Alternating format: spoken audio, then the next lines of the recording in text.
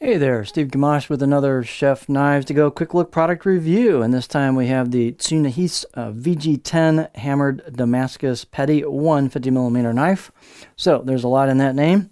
As it says, it's got a hammered finish, and it's also got a multi-layered soft stainless cladding and a Damascus or Tsunehisa pattern. The core steel on this is VG10 full stainless steel. Heat treat should be right around 60 on that. Again, the cladding is multi-layered soft stainless. You can see they've got a bit of a polish to it. You've got some hammered texture on both sides of the blade. And there's your, so you can easily see where it starts getting ground down from the flats of the blade down towards the edge. It's super simple to see that.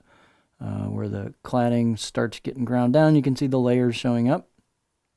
So it's a very nice looking blade. The weight and dimensions on these should be, yeah, they might vary a little bit from knife to knife. This particular one is about 75 grams or 2.6 ounces, so it's nice and light. The handle is oval, ambidextrous, known as kind of sandalwood, and it's also got a black pack of wood, which is stabilized wood product. Ferrule, nice smooth fit and finish on this all the way down. They've got a nice glue up job here where the tang goes into the handle, and there's intentionally a little gap here where you can see part of the tang. That's known as Tokyo style handle install. That's a design choice. That's not a mistake. In the old days, it would be so you could tap the handle on and tighten up. They would just stick the handle on and not put all this adhesive on there, so you would just tap the handle on and give you some room to tighten that handle back up if it got loose. But these days, it's a stylistic choice. The edge on this is actually a little bit over 150. I got 154 on this one, or about a little over 6 inches. And overall length about 278, or almost 11 inches. Spine thickness, I got about 2 millimeters at the back, a little over maybe, and then about 2 millimeters halfway down. And then it's a fairly stiff blade. It doesn't thin out a whole lot until you get to the grind. So it pretty much holds that, not a lot of taper until you can see right here the grind starts. And so it gets pretty thin. Let our camera catch up here. It gets pretty thin at the tip, not whisper thin, but fairly thin at the tip. And then it's not a very tall knife, but there's your edge, so it's fairly thin at the edge as well.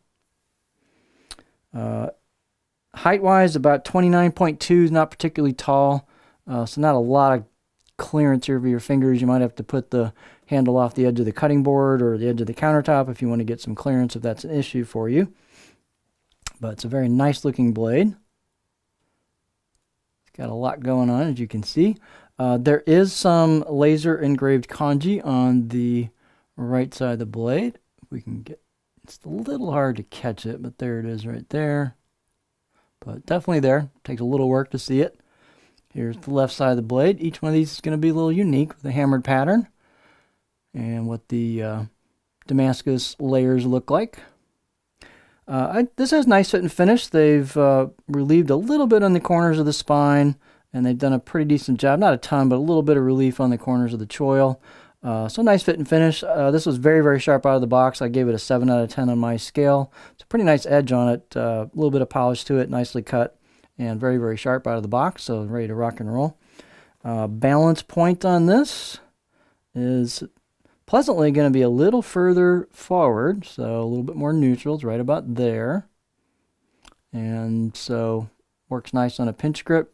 You know, these petties, you might be doing various things with them, so you might be choking up on them like that, or using your finger. Just depends how you want to use them for different tasks, but a lot of different ways to hold those depending on your preference and what kind of thing you're going to do with it. Here is the cutting board profile. If you want to use it on the cutting board, you can see it's fairly curvy, so it's got a little bit of a flat towards the back, but fairly curvy, and I can get pretty high without the tip wanting to dig in.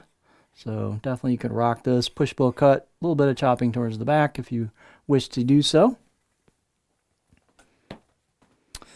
So it's easy to care for a package. It looks really, really nice, nice craftsmanship, and again, a lot of kind of bling, but with some character to it. So this is the Tsunehisa VG10 hammered Damascus petty 150mm knife from Chef Knives to Go.